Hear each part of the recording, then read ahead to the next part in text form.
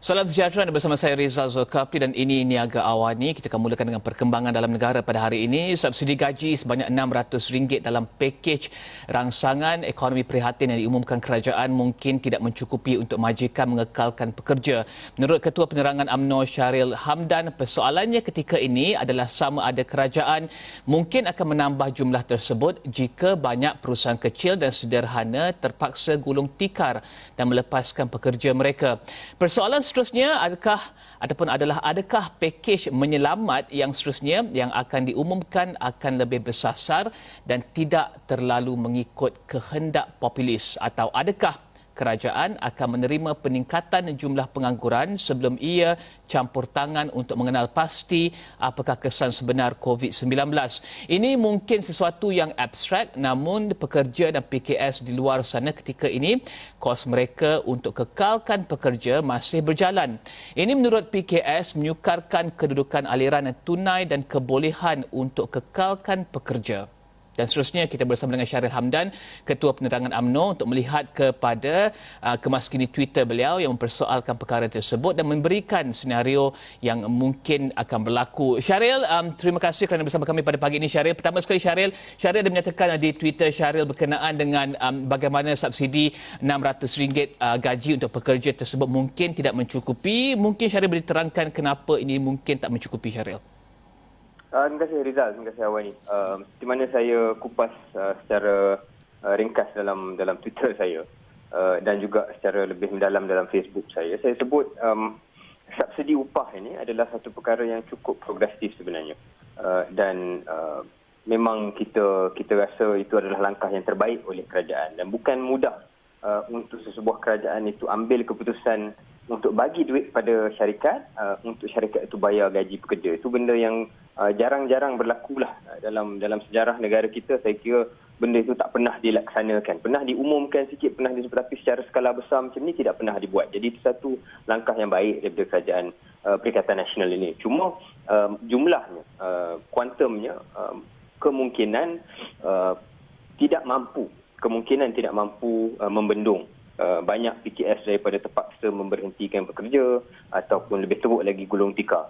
Saya sebut dalam Twitter saya harap saya salah. Dalam hal ini saya harap saya salah. Bukannya kita nak benda ni jadi betul.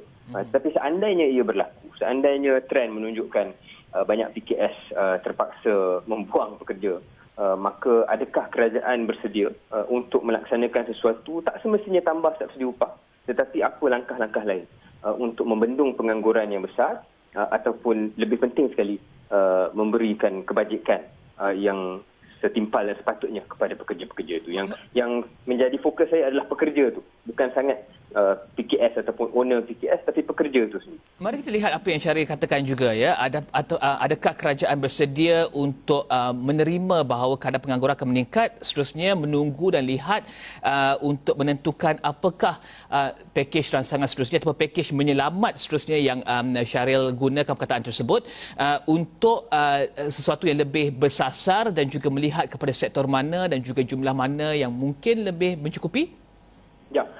Saya ada sebut dalam Twitter saya juga bahawa mungkin ini hanya ramalan ataupun perbincangan yang banyak disebut oleh orang lain juga. Kita dalam satu dunia ini tidak tahu kesan jangka panjang COVID ini berapa dalam, berapa lama. Jadi ada juga satu rasional mengatakan bahawa kita tak boleh menghabiskan semua peluru kita. Sebuah kerajaan tak boleh habiskan semua peluru dia dalam pakej yang pertama.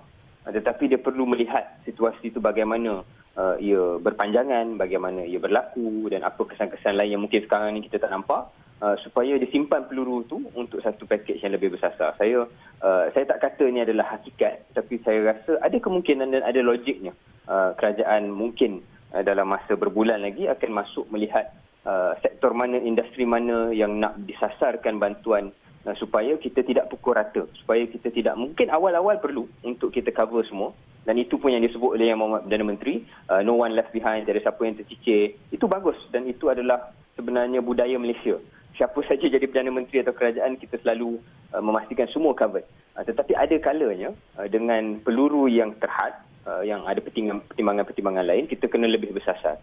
Jadi mana nak disasarkan tu mungkin ambil masa sebelum kita identify. Jadi mungkin itulah pandangan saya. Di sebalik Twitter, adakah Syahrir juga menyuarakan pandangan Syahrir kepada Perdana Menteri, kepada mereka yang terlibat dalam penggubalan polisi berkenaan dengan pakej bantuan ini selepas ia diumumkan ataupun sebelum ia diumumkan? Saya hanya memberi pandangan saya lah. Saya bagi pandangan dan melalui saluran-saluran yang ada, sama ada mereka mengambil pandangan itu atau tidak, saya ingat lebih penting adalah mereka mengambil pandangan semua pihak dan buat keputusan yang terbaik. Sebab mereka adalah pemimpin yang kita letak di hadapan dan itulah amanah mereka, tanggungjawab mereka yang saya rasa kabinet ini, Perdana Menteri ini, Menteri Kewangan ini menunjukkan satu prestasi yang cukup baik setakat ini dari segi komunikasi mereka, dari segi kesediaan mereka untuk menerima idea luar kotak. Macam saya sebut tadi lah, subsidi upah ni bukan idea yang lazim ya, tetapi mereka bersedia untuk buat perkara yang luar kotak sedikit, menunjukkan ini adalah satu gandingan yang saya rasa boleh kita banggakan.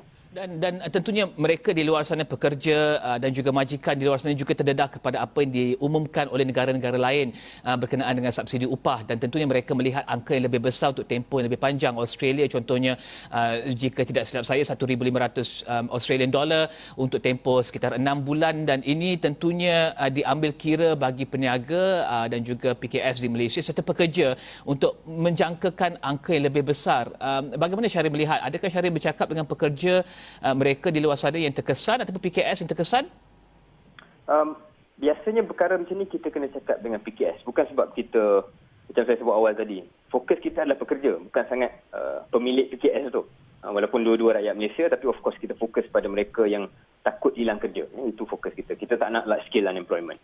Cuma bila bercakap dengan PKS ini, bergantung kepada PKS mana kita bercakap. Dan kerajaan, saya rasa sewajarnya ada data ini. Berapa banyak retain earnings dalam bahasa Inggerisnya, maknanya cash yang ada dalam PKS ni lah.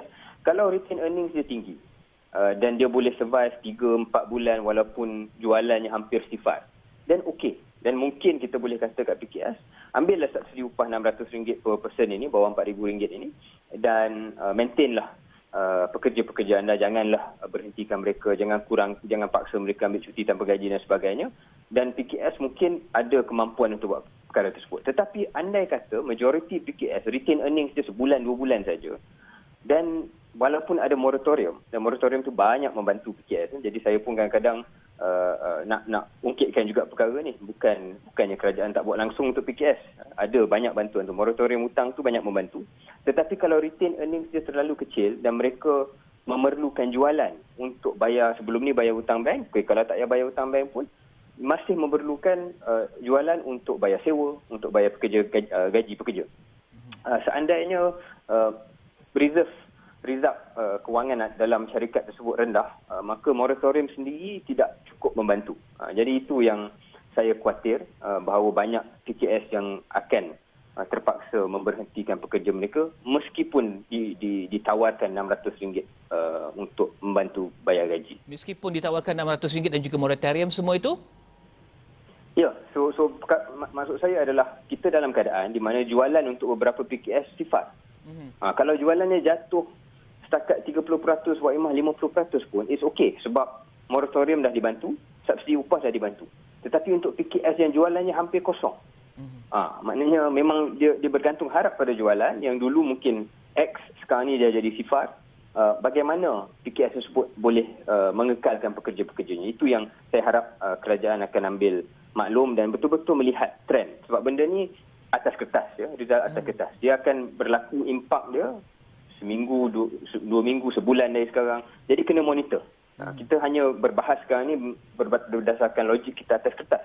Tetapi apa yang akan berlaku dalam minggu-minggu akan datang, itulah yang sepatutnya memberi gambaran kepada kerajaan what next, apa yang perlu mereka buat next. Sebagai sebuah parti politik dan juga ketua penerangan sebuah parti politik, bagaimanakah Syahrir mewakili rakyat di luar sana dalam menyuarakan dan memberikan tekanan kepada kerajaan yang UMNO juga adalah sebahagian dari kerajaan tersebut untuk memastikan bahawa nasib rakyat tersebut dijaga, kerana kita tahu PKS ada pelbagai saluran dan ada pelbagai suara untuk menyuarakan hasrat dan juga ketidakpuas hatian mereka terhadap apa yang berlaku dan juga kesan kepada perniagaan mereka.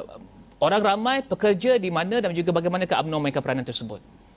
Saya rasa UMNO dan mana-mana parti politik, peranannya sekarang adalah yang first menjaga pelaksanaan ataupun memantau pelaksanaan. Terutamanya pelaksanaan, selama ni kita cakap Rizal tentang PKS ini, tetapi pelaksanaan yang utama adalah bantuan prihatin nasional yang kali pertama bukan hanya B40 tetapi M40 juga diperjuangkan ataupun diberi bantuan.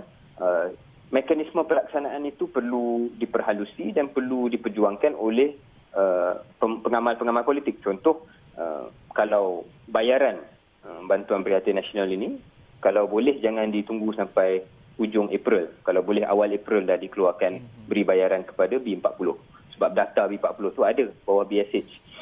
Itu contohlah. Contoh di mana parti politik boleh memperjuangkan nasib dan kebajikan rakyat di bawah. Itu soal pelaksanaan. Soal dasar itu sendiri, sebelum pengumuman pakej rangsangan ekonomi ini, ramai pemimpin UMNO yang memberi feedback dan maklum balas dan juga tekanan. Tekanan itu mungkin istilah yang terlalu keras, tapi cadangan. Cadangan-cadangan yang saya kira banyak juga yang diambil oleh pihak kerajaan. Taklah kata diikut UMNO 100%, tetapi idea-idea yang datang daripada pemimpin UMNO itu sebenarnya ada saham dalam pakej yang telah diumumkan oleh Perdana Menteri. Sekarang ini persoalannya pelaksanaan dan juga sebarang idea dan cadangan macam kita dah bincang 5-10 minit ni, Rizal, apa yang perlu ditambah baik dari masa ke semasa. Jadi okay, itu cara kita memperjuangkan. Terakhir sekali, Syahrir dia menyatakan bahawa kurangkan defisit fobia kerana ramai yang persoalkan di manakah ini akan datang, wang ini, kemudian bagaimanakah ia akan dibiayai. Kenapa kena kurangkan defisit fobia pada ketika ini? Adakah itu kerana defisit tersebut dilihat sebagai satu cara bagaimana kerajaan menguruskan hasil dan perbelanjaan tersebut?